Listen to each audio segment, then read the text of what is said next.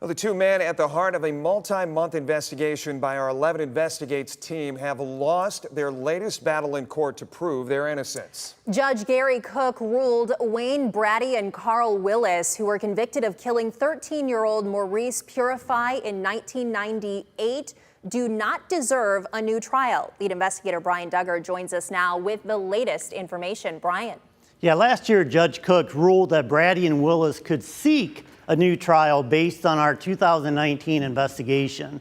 Now, the main result of that investigation was that the state's only witness, Travis Slaughter, talked to me and told me that he lied at trial when he said Brady and Willis killed Purify.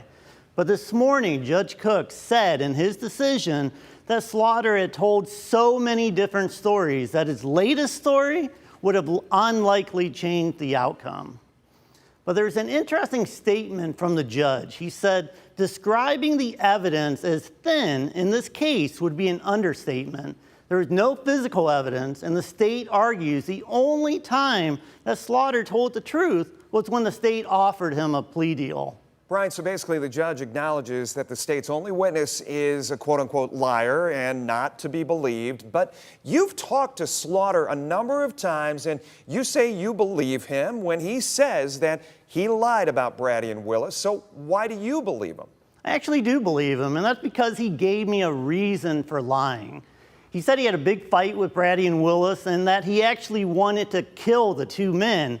But when he couldn't kill them, he came up with this way of punishing them, and all three men told me the same story.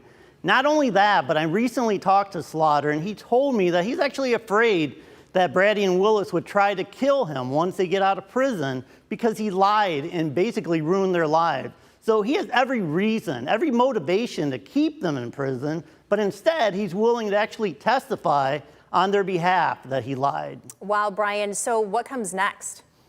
Well, I'm going to be talking to the Innocence Project tomorrow, and we'll bring you that story. But I was told that they plan to appeal to the 6th District Court of Appeals. And in fact, in his decision, Judge Cook actually asked the 6th District for guidance in this case going forward. So that's a little bit of a promising note. Reporting live in studio, this is Brian Duggar for WTOL 11.